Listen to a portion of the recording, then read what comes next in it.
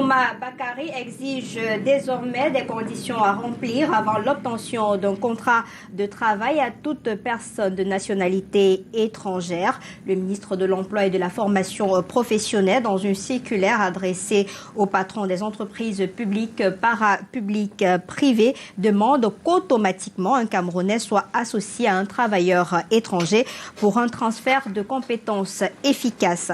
Travailleurs de nationalité étrangère, s'il vous plaît, présentez votre visa de contrat de travail. C'est l'axe principal du débrief de l'actualité de ce soir et nous sommes en direct sur notre compte Twitter. Bonsoir.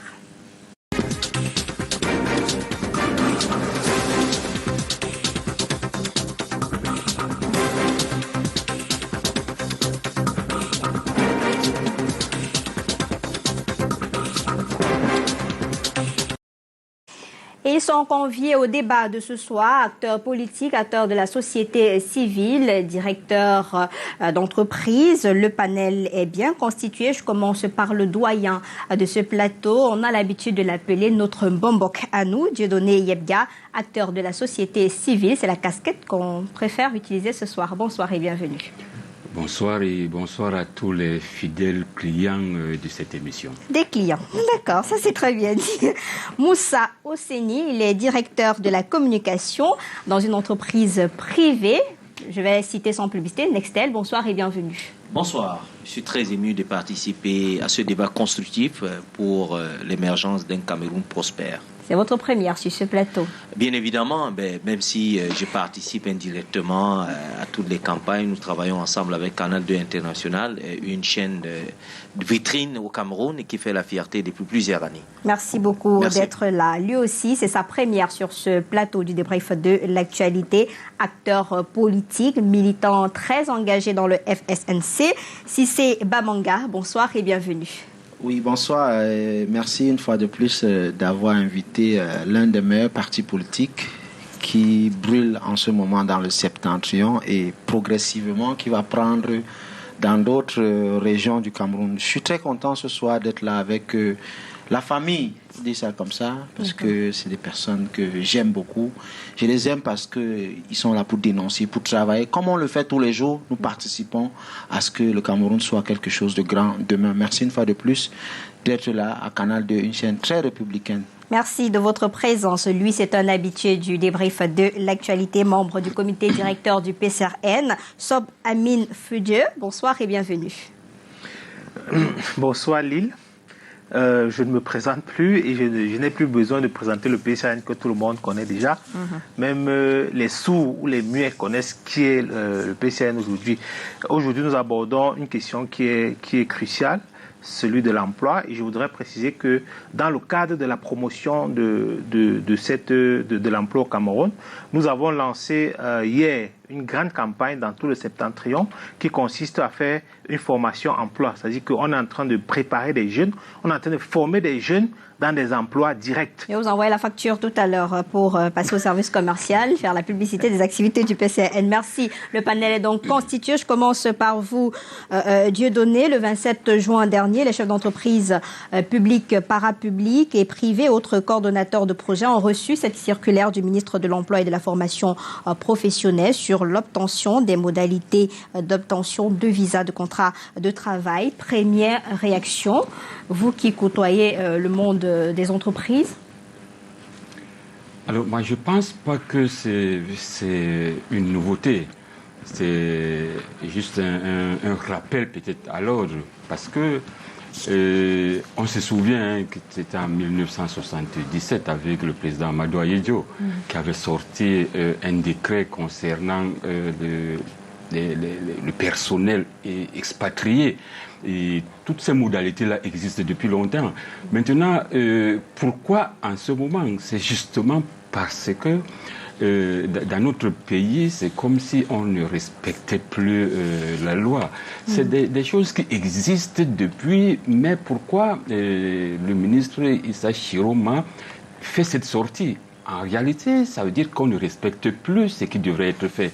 Alors, qu'est-ce qu'on constate aujourd'hui? Le travail que nous voyons, qui côtoie ce qu'on appelle l'emploi, parce que quelquefois au Cameroun, on a envie de confondre le travail et l'emploi. Parce que les deux, c'est comme si c'était la même chose. Mais en réalité, ce n'est pas la même chose. Aujourd'hui, donc, l'emploi dont on fait allusion est un emploi précaire. Et c'est cet emploi précaire donc maintenant qui entraîne qu'on ait des choses comme ça. On a des contrats à durée déterminée. On prend ces expatriés-là pour venir un travail bien spécial. Parce que quand un expatrié est déjà au Cameroun, il commence à travailler et peut-être il a un contrat de durée déterminée de 2 ans, alors que son dossier n'est même pas encore au ministère pour le visa de travailler au Cameroun. Et en ce moment-là, qu'est-ce qu'on doit faire? On ne peut que valider son contrat. Alors c'est un problème. Il faudrait, moi je pense que avant que le Camerounais, l'étranger vienne travailler au Cameroun, il faudrait que ce visa soit d'abord une priorité. Tant que ce n'est pas là, qu'il ne faut pas qu'on signe même son contrat, qu'il arrive au Cameroun. D'accord, merci pour ce premier jet. Alors, Moussa, Issa Tiroma a fait un constat. Les chefs d'entreprise déposent des demandes de visa, de contrat de travail des personnels de nationalité étrangère sans toutefois annexer un plan de camerounisation des emplois pour lesquels les visas sont sollicités. Vous, c'est le cas? Ça se passe comme ça généralement en entreprise?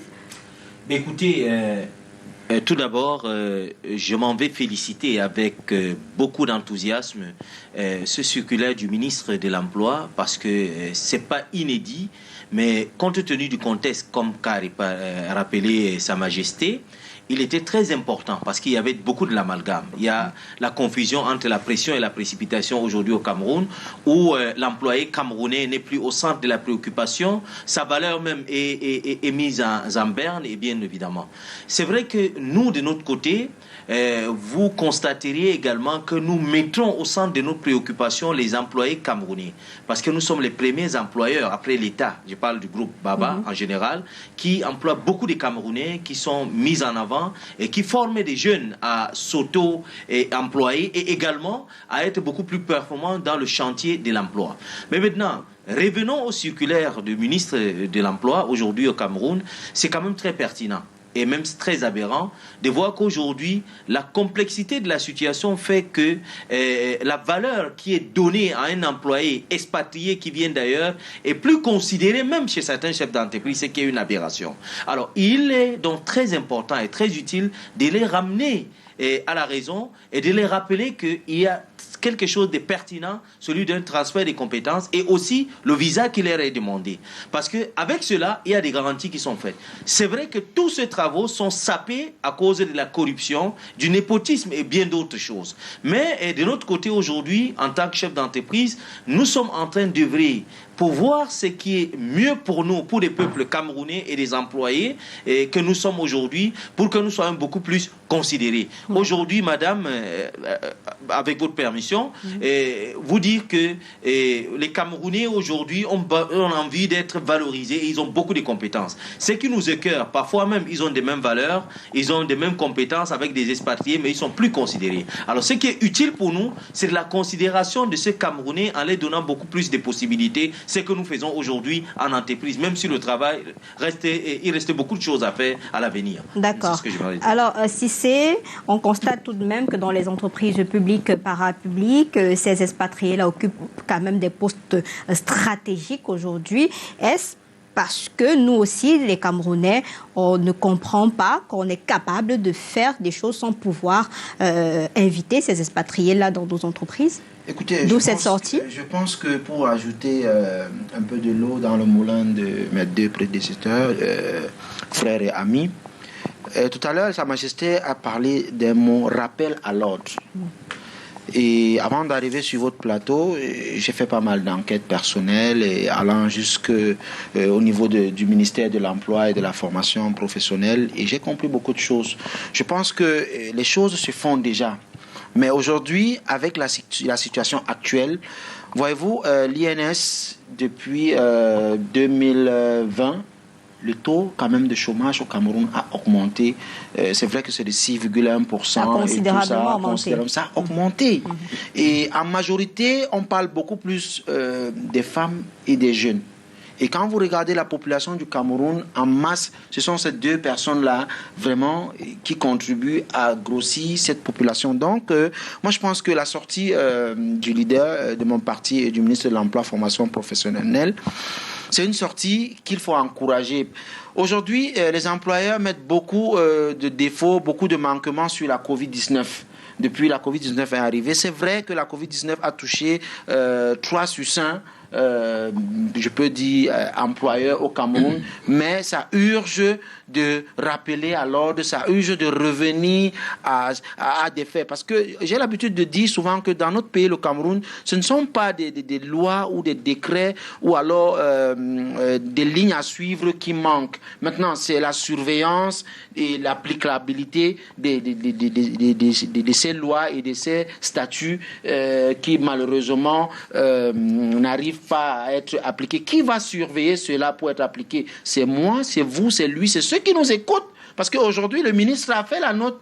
Elle est belle, elle est là. Les statuts, je pense qu'il y a aussi un décret présidentiel qui encadre tout ça. Mais maintenant, ceux qui nous regardent à la maison, qui ont des emplois, les employeurs, c'est à nous et à vous, à nous tous ensemble que nous devons nous arranger à ce que la note du ministre a un sens pour développer encore plus le Cameroun qui va être construit et reconstruit très très fort pour les années futures. Amine, lorsqu'on en écoute les uns et les autres, on se demande pourquoi maintenant, pourquoi en communiquer maintenant, surtout que ce n'est pas nouveau comme Dieudonné le disait tout à l'heure, c'est pas nouveau, ce sont des choses qui existent, on a ces entreprises, là on les connaît tous, pourquoi c'est maintenant que le ministre fait un constat un peu comme s'il était écœuré par ce qui se passe et sortir donc un petit recadrage pour les uns et les autres? Je voudrais situer le contexte de cette sortie du ministre dans l'environnement politique actuellement qui prévaut au Cameroun. Ça veut dire que même quand vous regardez au niveau du gouvernement, on n'a pas tout à fait l'impression que la notion de solidarité du gouvernement existe encore. Je vais vous démontrer pourquoi. Tout à l'heure, le Bonbon Yebga a fait part de la différence ou de la nuance qu'il y a entre emploi et travail. Le ministre de l'Emploi, son rôle ici, c'est de trouver les voies et moyens, les opportunités pour que les jeunes puissent avoir du travail, pour qu'il y ait de l'emploi pour eux. Moi, je pense que le communiqué du ministre de l'Emploi interpelle au premier chef le ministre du Travail. Parce que si le ministre du Travail, à travers les inspections de travail, faisait convenablement leur boulot, la note du ministre de l'Emploi n'existerait pas. Quel est le rôle des inspections de travail ou du ministre du Travail? C'est de veiller à ce qu'en la matière du travail, les règles soient respectées. Et ils ont la compétence de faire les contrôles dans les différentes entreprises. Pourquoi aujourd'hui le ministre de l'Emploi en vient à faire un constat et a dit que c'est une situation qui revient de façon récurrente? Ça veut dire que de toutes les façons, ceux qui doivent faire leur travail en amont par rapport à cette situation qui est le ministre du Travail et ses collaborateurs, notamment les inspecteurs du travail, ne font pas leur boulot. Est-ce qu'ils ont fait les contrôles dans les entreprises? Ils ont essayé d'identifier les expatriés qui sont là. Ils se sont rassurés que les expatriés sont là avec des adjoints à qui ils sont en train de transférer la technologie. Est-ce qu'ils sont rassurés que ces expatriés qui sont dans ces entreprises ont effectivement rempli les modalités pour occuper leur rôle? Puisque de toutes les façons, la loi qui encadre ce secteur ou bien qui encadre ces situations est bien connue et bien sûre de tous. Donc, depuis des années, ces situations prévaut au Cameroun et personne n'a rien fait. Et donc, dans le cadre de ce que il y a comme une sorte de fragilisation de la solidarité gouvernementale, je pense qu'un bon politicien ou bien un bon communicant, le ministre a su surfer sur cette situation. Et c'est une situation suffisamment grave. Pourquoi est-ce qu'au Cameroun, on a des compétences et il y a des expatriés qui viennent occuper ces postes, alors qu'on a des problèmes créatifs d'emploi au Cameroun? Alors, la sonnette d'alarme qui a été tirée par le ministre de l'Emploi, je le répète, est un message qui est d'abord adressé, premièrement, au ministère de l'Emploi. Il y a toutes les entreprises dont il est tutelle. Je veux dire que ce soit l'inspecteur du travail, ministre du Travail. Oui, que ce soit la CNPS, parce que la CNPS a aussi des missions de contrôle dans les entreprises. est-ce que ce soit la CNPS dans le cadre de ses missions de contrôle au sein des entreprises, ou que ce soit les inspecteurs de travail dans leur cadre, dans leur mission, dans leur mission de contrôle dans ces entreprises, est-ce qu'ils n'ont pas, au fil du temps, constaté cette situation? Certainement, ils ont constaté la situation. Et comme le rappelait Hussein tout à l'heure, M. Hussein tout à l'heure, nous savons comment le Cameroun est suffisamment corrompu. Il y a des gens qui peuvent travailler sans jamais avoir même des papiers à jour. Même peut-être le visa n'est pas encore sorti, peut-être le visa est expiré, mais c'est au Cameroun, ils savent comment ils gèrent. Je me rappelle, j'ai pour mémoire une entreprise au Cameroun dont le patron s'est chargé lui-même à un certain moment de faire expatrier, de faire exfiltrer et expatrier des étrangers qui travaillent au sein de son entreprise. Je ne vais pas donner le nom de l'entreprise ici, non, mais pas. Je sais que Hussein sait de quelle entreprise je parle. Ça veut dire qu'il y a eu des expatriés qui étaient déjà au Cameroun et qui étaient en position d'abus par rapport à cette notion de travail, et que le patron lui-même s'est chargé d'essayer de les identifier, de les exfiltrer et de les mettre hors du Cameroun et de donner plus d'emplois au Cameroun au sein de son entreprise. Au sein, il sait bien de quelle entreprise je parle. D'accord. Je laisserai la responsabilité. Non, on ne va pas citer l'entreprise ici. Dieudonné, selon les textes au Cameroun, l'embauche d'un travailleur étranger est soumise au visa du ministre du Travail. Une liste de professions autorisées est d'ailleurs établie après un avis de commission nationale consultative du travail. Quand on regarde donc cette sortie, on a l'impression qu'on a sauté des étapes pour se retrouver à cette situation. Alors, on a sauté des étapes peut-être, oui, peut-être non. Ce qui est sûr est que nous sommes un pays à tout moment est en train de chercher de l'argent à l'extérieur. Il y a des bailleurs de fonds qui vous donnent de l'argent et qui vous conditionnent qu'on vous donne tel montant, mais il faudrait, je sais, parce que nous sommes un pays hautement corrompu, qu'ils veulent mettre un contrôleur qui vient de chez eux pour suivre le prêt qu'on nous a octroyé.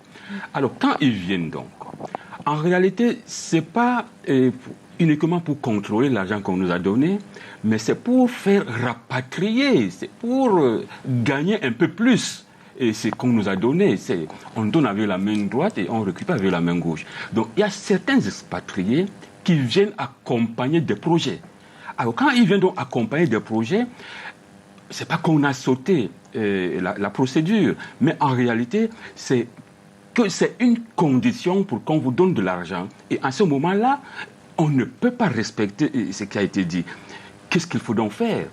Pendant que nous sommes des mendiants, on est obligé de se soumettre à ces dictats-là. Maintenant, ce qu'on devrait faire, en réalité, comme le représentant du PCRN l'a dit tout à l'heure, il faudrait que le ministère du Travail fasse son travail. Justement, parce que ça commence chez lui, avant lui. Qui contrôle quels sont les effectifs. Quand on a signé des contrats, quels sont les effectifs? Parce que tous les mois, on envoie un État à la CNPS et on sait exactement qui on paye. Et les expatriés qui sont payés dans des entreprises doivent être connus et leurs contrats contrôlés. Quand ce n'est pas le cas, mais il faut sévir. Quand ça ne fait pas, ça veut dire qu'il y a une complicité quelque part. D'accord. Et ces expatriés-là, c'est pour certaines professions avec un niveau de qualification professionnelle bien connu. Pourquoi on a l'impression qu'en entreprise, ça coince toujours? Mais écoutez, je vais vous Dès qu'on voit la couleur différente de la nôtre, par exemple, il faut le mettre DG, PCA... Bien évidemment. Alors, vous avez évoqué là quelque chose de très pertinent, mais très important. Il y a un problème qui est criard aujourd'hui dans notre société, celui d'un problème de complexe de supériorité. Jusqu'à présent, nous avons souvent du mal à intégrer dans l'imagerie populaire que pour faire un jugement des valeurs, on ne la fait pas sur la base de la couleur, on ne la fait pas sur la base des origines ou même de la provenance, ou même d'un repli identitaire, on fait sur la base de la compétence. Il y a un problème criard que nous dénonçons également, nous également en entreprise, celui de la complexité, raison pour laquelle lorsque vous entrez dans notre segment du travail, vous allez constater que aujourd'hui, des très grands patrons d'entreprise sont plutôt les nationaux.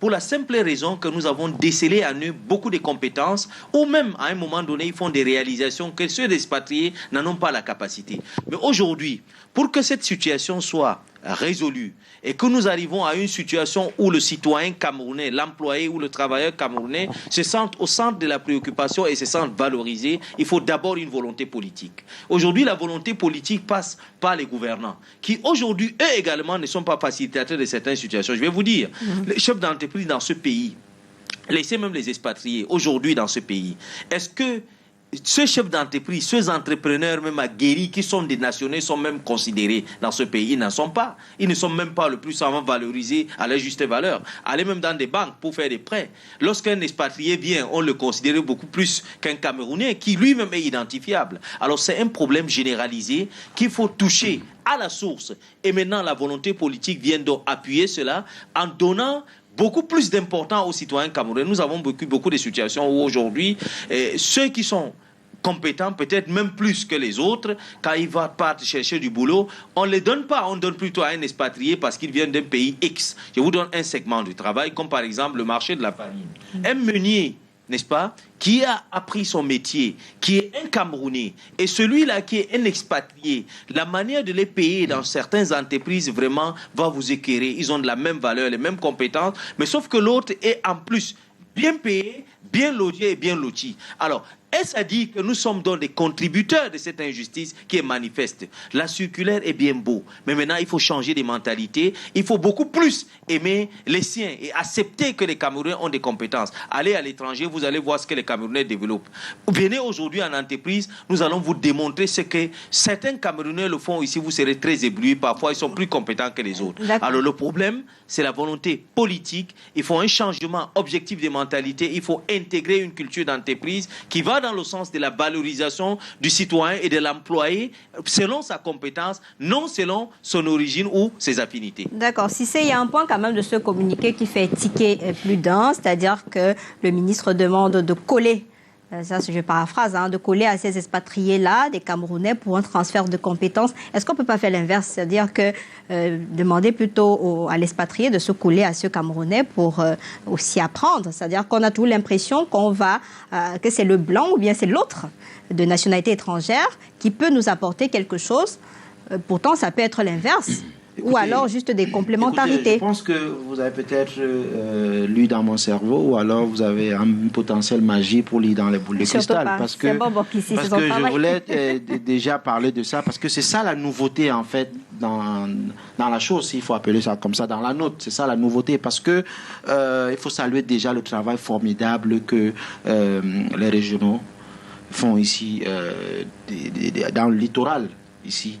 Les représentants du ministère de l'Emploi et de la Formation professionnelle, quand vous arrivez là-bas avec un dossier, vraiment, je vous le dis, on vise, on s'attarde, on lit, on relit, et ça traîne bien pour qu'on valide cela. Maintenant, n'oublions pas, je suis très content aujourd'hui que mon frère d'en face, chef d'entreprise, a mentionné les compétences. Les Camerounais sont extrêmement compétents dans tous les domaines, je dis dans tous les domaines. Mais pourquoi on leur demande alors de se coller à ces personnes étrangères? Il y a quatre compétences ici.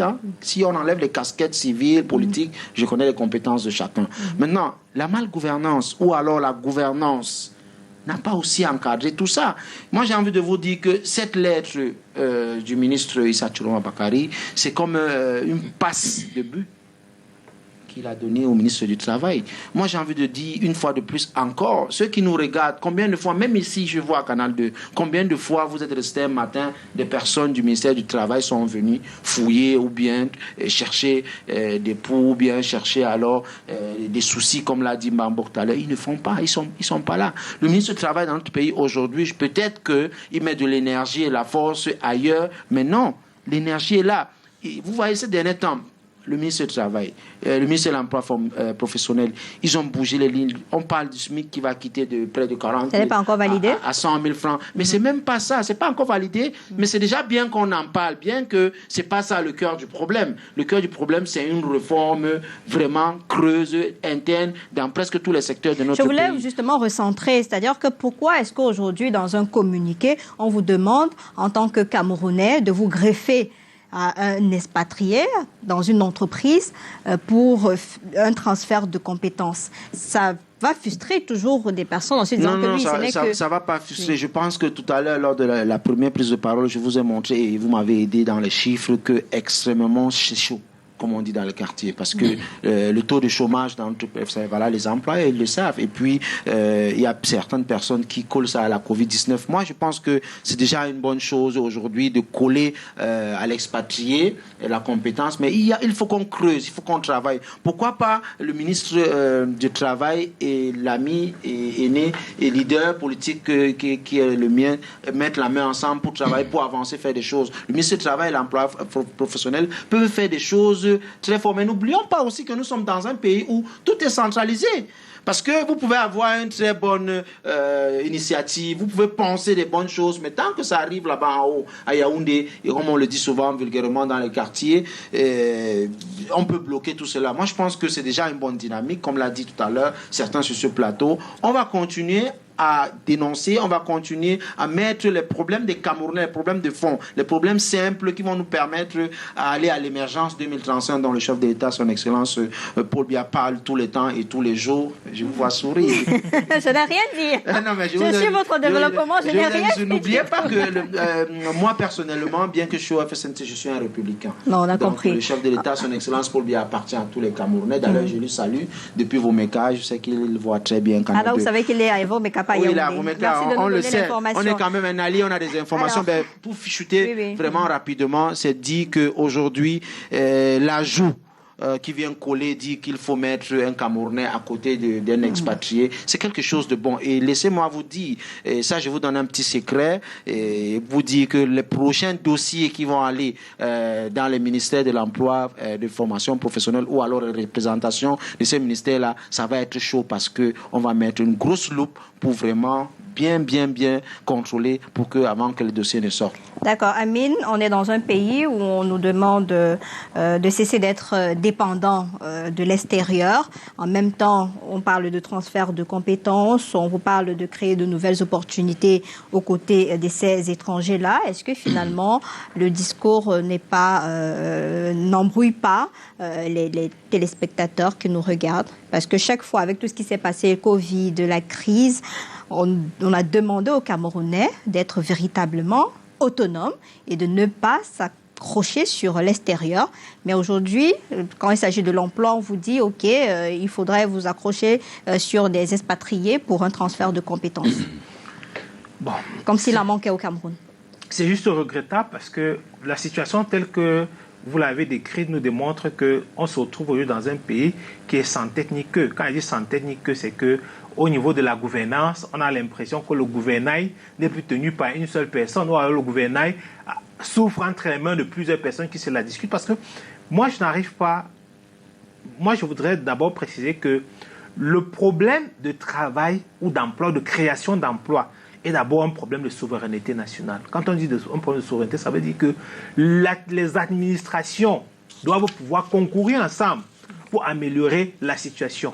Mais les discours tels qu'on les suit, tels qu'on les bâtit autour de nous, nous font comprendre que ce n'est pas la priorité de ceux qui nous dirigent. C'est-à-dire que mettre le Camerounais au centre de préoccupation de la gouvernance. Tout à l'heure, le Mbombok a parlé de certains bailleurs de fonds qui parfois mettent des fonds à disposition avec des conditions derrière.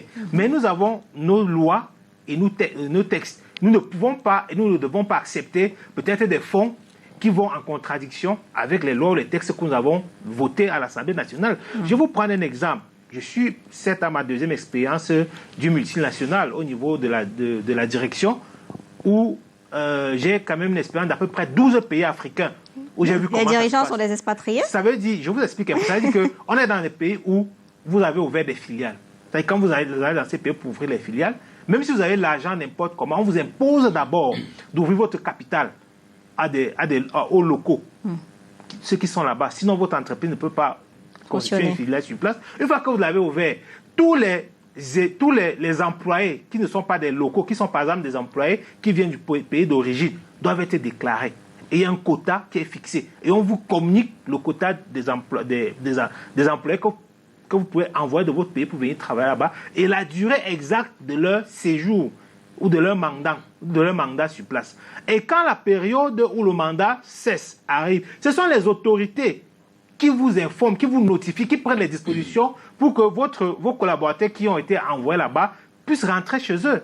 C'est-à-dire que ce sont les autorités qui font ce travail. C'est-à-dire que ce n'est pas la note du ministre de l'Emploi aux différents chefs d'entreprise qui doit nous faire comprendre que le gouvernement travaille. Je veux dire que cette note, comme je le disais tantôt, doit travailler deux choses. La première chose, c'est qu'il y a d'ailleurs eu un échec de nos dirigeants sur cette notion d'emploi ou de travail pour les nationaux face aux étrangers. Et la deuxième chose, c'est qu'on comprend clairement que le gouvernement n'est pas suffisamment solidaire. Parce que je pense que si le gouvernement était suffisamment solidaire, le ministre de l'Emploi n'aurait même pas eu besoin de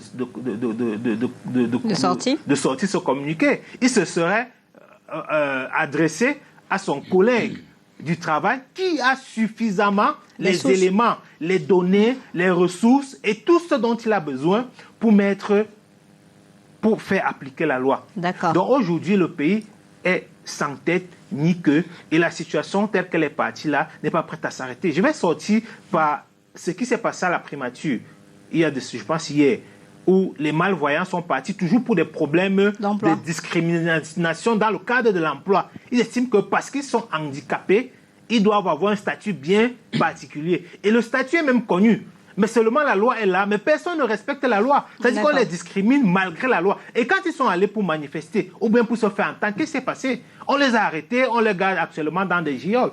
C'est la preuve de ce que la préoccupation de la population, la souffrance de la population n'est pas la préoccupation de ceux qui nous dirigent. Et c'est la raison pour laquelle on assiste à des situations pareilles. D'accord. Alors, Moussa, vous qui êtes en entreprise, et on sait que dans votre entreprise, vous travaillez beaucoup avec ces expatriés-là, au regard de l'explication de Amine. Est-ce que ça se passe exactement comme ça chez vous? Un contrôle préalable, le respect des textes, l'obtention d'un visa de travail avec toutes les normes possibles?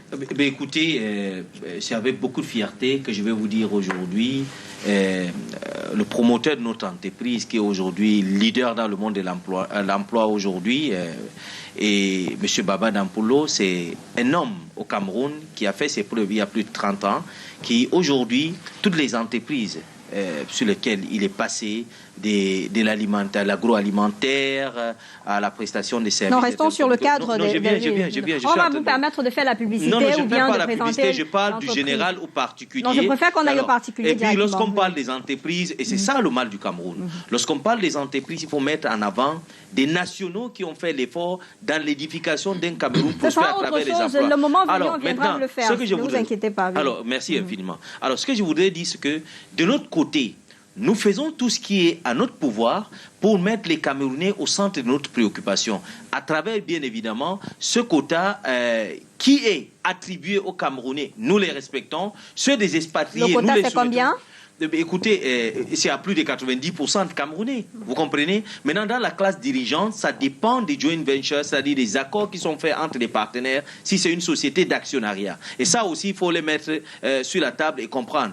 Monsieur le ministre a fait un très bon circulaire, c'est très important, mais aujourd'hui, celui qui crée l'entreprise lui-même, c'est pour cela que tout à l'heure, je vous ai parlé non seulement de la volonté politique, mais aussi des changements de mentalité. Alors, c'est au niveau des accords qui sont signés entre une société et ses partenaires et autres que cela se joue. Vous savez, vous pouvez créer votre entreprise, vous décidez de donner une ligne de conduite à votre entreprise, on ne vous la prive pas. C'est pour cela que sous forme de doléance, le ministre a fait ses circulaires pour appeler aux chefs d'entreprise qu'il est important de le faire. Mais maintenant, il est très important de faire la part des choses, des sociétés publiques, parapubliques et des sociétés privées. Vous ne pouvez pas dicter une ligne de conduite à un privé, mais vous pouvez lui donner des orientations. Et aujourd'hui, je voudrais parler notamment sur ce dont vous avez appliqué sur les transferts des compétences. Vous avez dit, et le ministre a utilisé une métaphore, je pense que c'est vice-versa. Il a dit que l'on s'agrippe chez l'expatrié pour apprendre. Également, on peut faire le contraire, parce que chez nous, on en fait. Aujourd'hui, vous avez par exemple des émigrés qui viennent des Asies, ceux qui viennent de l'Europe. Ce n'est pas la même considération. Il est très important de les clarifier. Est-ce que les buildings que vous voyez à travers le Cameroun et autres, où on prend par exemple des constructeurs qui sortent d'ailleurs pour ici et qui parfois ne sont même pas très compétents que des maçons qui ont appris dans des écoles d'ingénierie ici et qui sont plus bien payés. Ça dépend de la volonté politique et de la volonté de la personne qui les a amenés. Mais maintenant, le fond du travail, c'est la sensibilisation. Les amener à comprendre que si vous ne valorisez pas ce que vous avez, votre produit, personne ne le considérera. Nous, on nous a appris à considérer l'autre plus important parce qu'on a mis dans des mentalités. Si aujourd'hui on est resté, les Noirs sont restés dans l'esclavage durant des années, c'est parce qu'on a passé beaucoup de temps à les dire que vous êtes subalternes. C'est ce dont nous combattons aujourd'hui en entreprise pour dire que les Camerounais peuvent être des rayons de lumière et ils font des merveilles aujourd'hui. Et je voudrais finir pour vous dire ceci. Aujourd'hui, il faut toucher le problème où il se trouve. Les jeunes qui travaillent en boulangerie, qui travaillent partout, les expatriés qui viennent notamment même des Afriques, l'Afrique du Nord et autres, ce qu'ils font à certains emplois, ils sont à déplorer avec rigueur acharnée. Ils sont mal outillés, mal compris. Nous profitons de l'occasion, puisque nous sommes dans le segment du marché, pour appeler l'État et le pouvoir public à voir ça avec un regard d'admiration et de protection pour les jeunes Camerounais qui cherchent de l'emploi. Mais en ce qui nous concerne, je tiens à vous rappeler que nous sommes dans le transfert des compétences, dans le respect des quotas, dans le respect même des normes. Et je vais vous rappeler, parfois nous sommes déçus nous-mêmes parce que certains de nos concitoyens camerounais qui sont des employés aussi sont très décevants avec le phénomène des raquettages et bien d'autres. C'est pour cela qu'il faut interpeller la mentalité, il faut interpeller le pouvoir public dans l'encadrement de bien d'autres. Et pour finir, le ministère du Travail fait son effort. Vous comprenez? Même s'il restait beaucoup à faire, il y a des inspections, il y a des contrôles au quotidien. Mais le plus grand problème, c'est la corruption dans ce pays et ce dont nous également, en entreprise, nous essayons de combattre. D'accord. Dieudonné, Moussa parle de quotas, d'entreprises privées, sauf que dans cette circulaire, on n'a pas distingué. Tout le monde est dans le même panier. C'est-à-dire que même si vous créez votre entreprise privée et vous décidez de mettre les expatriés, ce message vous concerne. C'est pas parce que c'est votre entreprise que vous avez le droit ou de mettre un DG qui vient d'un tel pays, sous-directeur tel autre, au détriment de la compétence locale. En principe... Parce que le communiqué ne précise pas tous ces détails-là au regard des actions qui ont été évoquées tout à l'heure. Absolument. Et en principe... on ne devrait pas mettre des quotas. On devrait travailler sur les valeurs. Et quand on est compétent, on est compétent. Ce n'est pas parce qu'on est noir, ce n'est pas parce qu'on est blanc qu'on est plus compétent que l'autre. Si on crée une entreprise, même si c'est une entreprise privée, il faut plutôt chercher des compétences à mettre dans des postes stratégiques. Maintenant, aujourd'hui, on fait des reportings mensuels et à travers ces reportings-là, on peut avoir la visibilité de l'entreprise. On n'a pas besoin d'avoir quelqu'un de confiance pour y être. Quand on met des gens de cette façon-là, ça veut dire qu'on a d'autres calculs derrière la tête. Alors, pour ce que, toujours parlant de la circulaire, alors... c'est que vous avez demandé à Cissé tout à l'heure, pourquoi on colle le noir au blanc. Alors, quand on regarde, par exemple, les Lions indomptables du Cameroun, et si on regarde le coach et son adjoint, alors, c'est une image qui parle. Pourquoi ne devrions-nous pas le faire? En réalité... C'était l'inverse avant, il y a plusieurs années. Oui, en réalité... Et 90% des expatriés qui viennent chez nous sont des incompétents. Je dis bien 90% sont des incompétents. Moi, j'ai vu, j'ai roulé ma bourse pendant très longtemps. J'ai vu des photographes qu'on a récupérés au Cameroun, qu'on a mis des directeurs de systèmes d'information qui ne connaissaient absolument rien de l'informatique. J'ai vu des bouchers, parce qu'ils géraient des boucheries, on les a pris comme des directeurs de services généraux, parce qu'ils avaient la peau blanche. Mais à côté, on mettait des Noirs qui travaillaient pour eux. Et tout le temps, ils étaient à Kribi, ils étaient à Limbé, pour jouer la vie. Avec un salaire consistant. Pendant que les Noirs travaillent. Et je dis donc que le problème que nous avons, en réalité, c'est un problème politique. Pourquoi je dis que c'est un problème politique? Il suffit de regarder, par exemple, la liste électorale de la diaspora. Vous verrez qu'il n'y a pas plus de 100 000 inscrits, 100 000 Camerounais inscrits dans toute la diaspora. Mais quand on comprend aujourd'hui que notre diaspora dépasse au moins 5 millions de Camerounais et il y a des compétences là-bas, mais ouvrez, demandez à cette compétence de venir travailler, mais on a verrouillé. Si on n'est pas proche du pouvoir, on ne nous reconnaît pas. Pourquoi? Il y a la double nationalité. Si on reprend ça, nous avons nos frères qui sont partout dans le monde, je dis bien partout dans le monde, qui sont compétents. Et qui forment même ces expatriés là dans les entreprises à l'extérieur. Mais ouvrez, appelez, qu'ils viennent nous aider à implémenter ce qu'ils connaissent là-bas. C'est là le nœud du problème. Si aujourd'hui, on essaie d'ouvrir, on essaie de revoir cette politique-là, je pense que les choses iront bien. Donc le quota n'est pas important, c'est plutôt la compétence qu'il faut mettre devant. Amine, quelles sont les chances pour cette circulaire de prospérer dans les entreprises au regard du laxisme et de la volonté des uns et des autres de faire comme chacun veut, comme il sent, sans avoir de compte à rendre, que ce soit à la justice, encore moins au ministre de l'Emploi ou au ministre du Travail, parce que si tu viens dans mon entreprise, je vais te dire que c'est mon argent, ce sont mes choses dont tu n'as rien du tout à me dire. Comment faire pour que cette circulaire puisse prospérer sur le terrain, que ça ne soit pas seulement des écrits, comme on a l'habitude de voir? La circulaire ne prospérera pas, au contraire. La circulaire vient de donner une occasion de raquette et de corruption. Ça veut dire que vous allez bientôt entendre qu'il y a eu des missions de vérification, de contrôle qui vont se déclencher, que ce soit du ministère du Travail, ou des délégations, peut-être même de l'emploi aussi, qui vont dire que bon, maintenant, suivant la circulaire, tant du ministre de telle date, il est question de faire ceci, il y a une mission de machin qui a été mise sur pied, on doit descendre pour faire le contrôle. Et quand on dit mission de contrôle, il faut déjà préparer l'argent. Quand on vient, on a pour principal objectif de trouver des irrégularités. Parce que quand on voit une irrégularité, on est très content. C'est la matière à moudre, c'est le fonds de commerce. Tu dis quoi? On gère ton dossier tranquillement, tu continues à faire ton truc, point barre. C'est ça le problème. La seule solution définitive, durable et certaine, c'est le changement de leadership. Tout à l'heure, j'ai aimé l'exemple de Montbon au sujet des lions indomptables.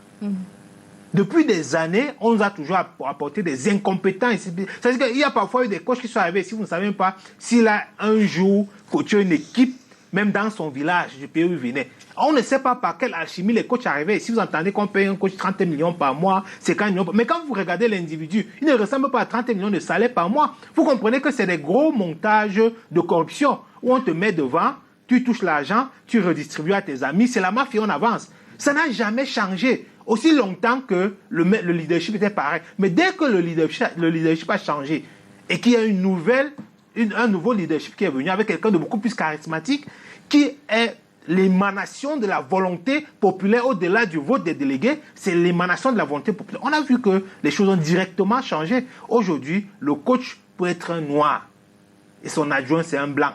Et ses adjoints sont des blancs, sans que ça ne choque personne. Il a même fallu un moment que l'adjoint, avant d'arriver au Cameroun, fasse une sortie où il a semblé vouloir dire que c'est le patron du banc de touche pour que les Camerounais eux-mêmes le recadrent très vite. Mais aujourd'hui, on a carrément l'impression que ce problème est résolu et on gagne les matchs. On s'est qualifié pour aller à une Coupe du Monde où on était déjà dans une situation désespérée. Mais on est surpris. Donc les Camerounais pouvaient être autant compétents et aussi compétents pour qu'on puisse réussir.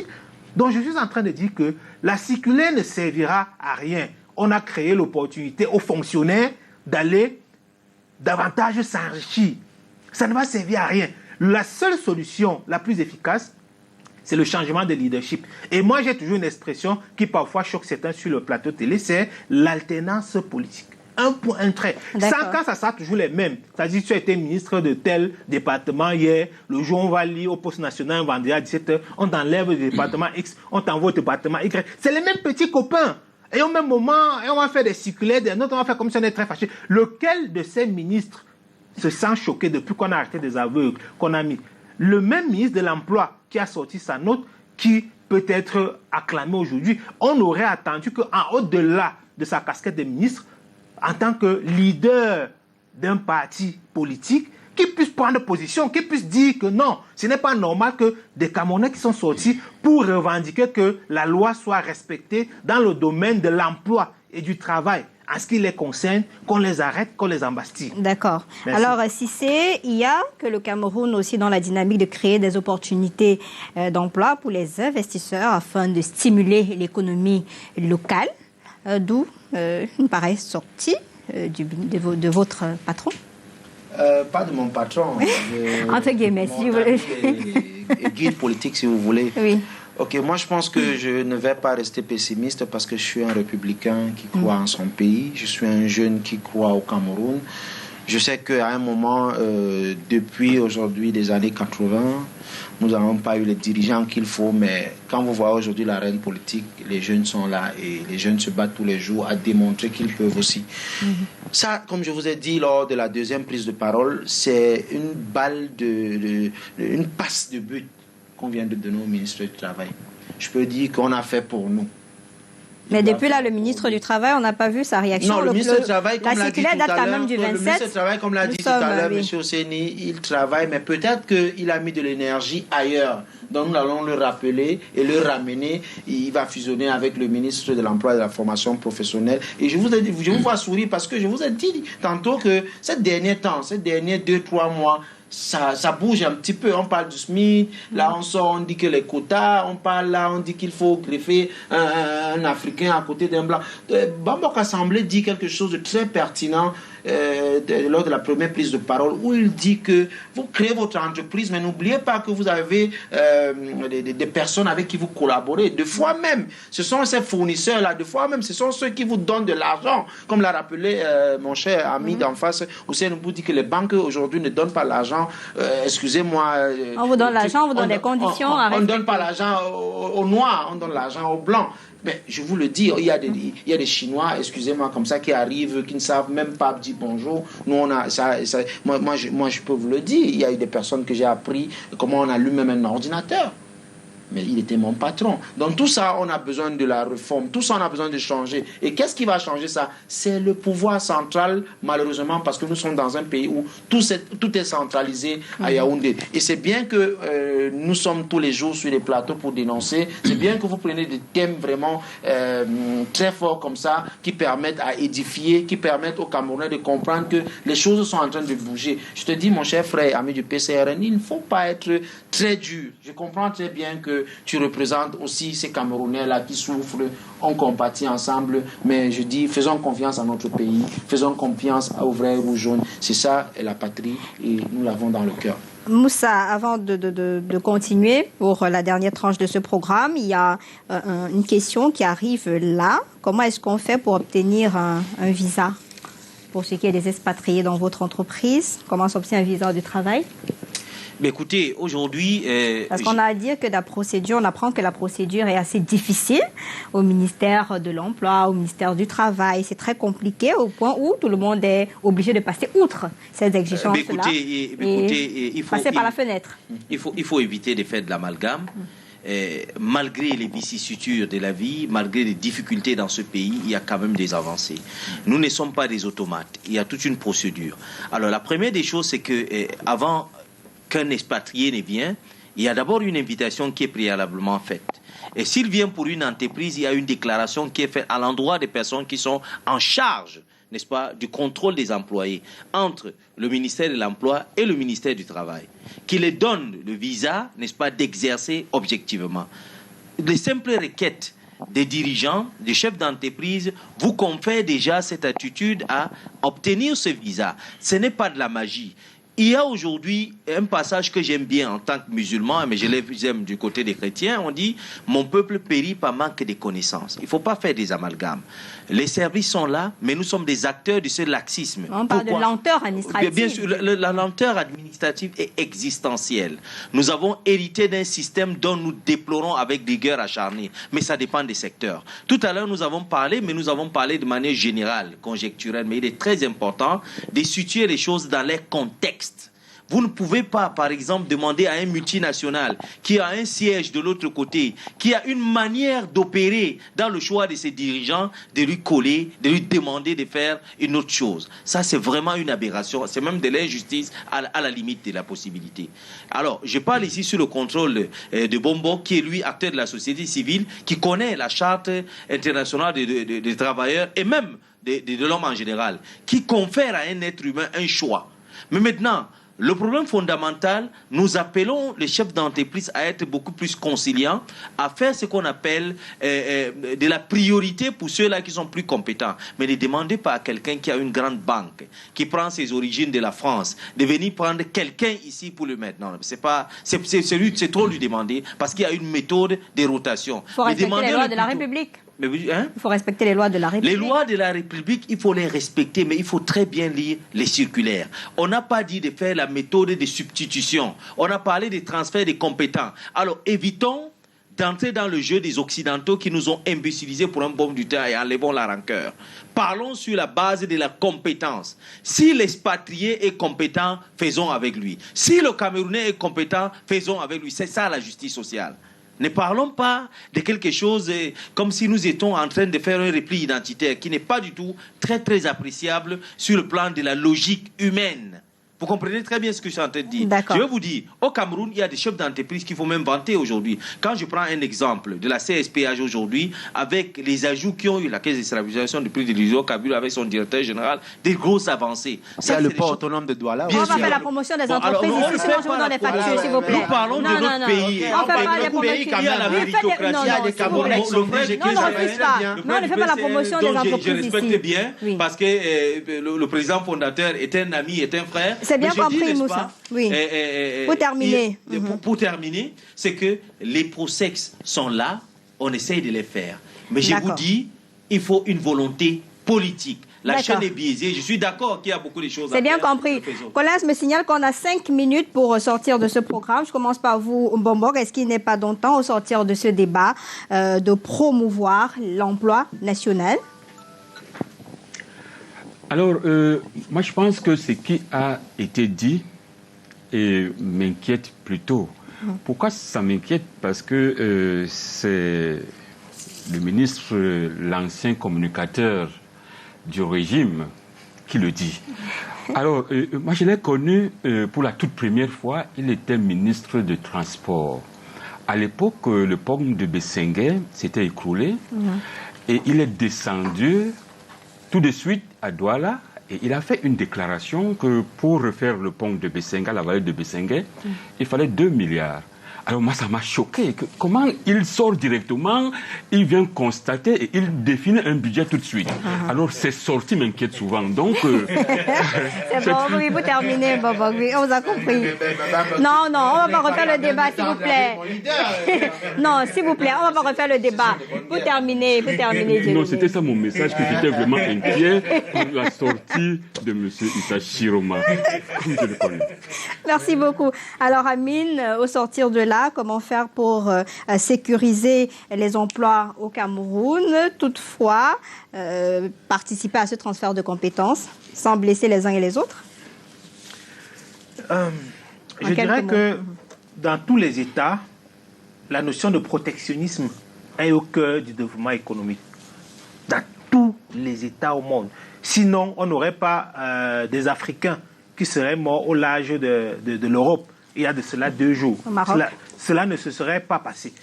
Ils sont morts parce qu'on ne les donne pas la possibilité d'entrer librement dans ces pays. Et pourquoi on ne les donne pas la possibilité d'entrer librement dans ces pays? C'est parce que chacun essaie de protéger ses économies. Nous, au Cameroun, on a défini nos lois dans le sens de protéger notre économie, de protéger notre peuple. Mais malheureusement, aujourd'hui, les lois ne sont pas respectées, les lois sont bafouées et les gens essaient plutôt de rendre la situation beaucoup plus difficile pour tirer avantage. La preuve, Hussein disait tantôt que parfois vous écrivez que son ministre du Travail ou ministre de l'Emploi parce que vous voulez obtenir le visa de travail pour un expatrié, ça traîne, ça perd le temps, ça va dans les tiroirs dormir parce qu'en fait, on attend que tu viennes tenir le langage du Camerounais, c'est-à-dire que tu viens faire la corruption. On passe par la fenêtre, d'accord, voilà, donc, bien compris. Actuellement, la mesure qui a été, la circulaire du ministre qui vient de sortir a 2 connotations. Une première connotation politique. Parce qu'en tant que leader de l'opposition, c'est bien compris, on va pas refaire le débat. Et qui essaie un peu de se détacher. Oui, Amine, c'est compris, on va pas refaire le débat. Terminé, oui. Essaie un peu d'avoir ce genre de sortie. Oui. Question de se blanchir progressivement. Cissé, vous avez le dernier mot. C'est un ouf pour moi, parce que là, je vois que je sors avec les plumes dans ce débat. Mais pour être plus sérieux, moi, je pense que c'est bien tout ce qu'on a dit, mais aujourd'hui, moi, j'ai quelque chose qui, personnellement, qui me choque un petit peu. Le monde avance, on est en train d'avancer, on est dans un ère 2.0, mais malheureusement, combien de ministères, combien même des hauts fonctionnaires ont un site Internet? Moi, je pense qu'il faut digitaliser tout ça. Parce que digitaliser aussi va permettre aussi à encadrer, à faciliter aujourd'hui. Parce que nous sommes aujourd'hui dans un monde que c'est un peu pénible que vous levez, allez une, deux fois, vous envoyez, mais vous pouvez rester comme ça, faire des choses. Vous payez un billet d'avion avec votre téléphone, avec un ordinateur. Vous faites un virement avec vos téléphones et un ordinateur. Pourquoi pas résoudre ce genre de problème dans tous les ministères avec pour éviter que les actes de corruption... Les actes de corruption. Vous voyez très bien ce que j'avais dit. Je vous dis, c'est très faible. Je ne vois pas, même la présidence de la République dans ce pays n'a pas un site Internet. Nous déplorons cela. Il y a un site Internet là où le président... Il y en a où le président de la République... Les informations sont là. Votre dernière prise de parole, vous en tant que chef d'entreprise, il faut travailler selon cette circulaire désormais. Mais écoutez, nous sommes toujours dans le segment, nous en avons commencé depuis, et c'est notre lutte aujourd'hui et demain de tous les jours. On va plus venir dans votre entreprise de voir trop de colorés, des personnes colorées là-bas. Mais écoutez, il faut passer là, vous allez constater que nous sommes quand même des réels panafricanistes et le Cameroun nous importe. C'est ça le plus important. Et nous accompagnons aussi les différents employés à travers le Cameroun à être beaucoup plus patients, surtout dans ce contexte. Oui, merci beaucoup. Moussa Osseni, directeur de la communication dans une entreprise privée, merci de votre disponibilité. Le temps passe très vite. Nous sommes amis feu de Dieu, cadre au PCRN. Ça a été un plaisir de vous avoir. Si c'est Bamanga du FCS, ouais, peut-être une prévision pour les jours. Remercie, hein.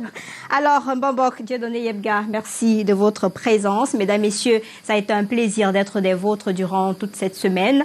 Je vous retrouve la semaine prochaine, puisque demain, c'est Marc-Lionel Chouamou qui prend le contrôle du débrief de l'actualité pour le sport, surtout qu'on parle des play-offs du côté de Garoua. Il viendra ici décrypter cette actualité. Derrière moi, Aimé Catherine Moukouri pour le 19h50.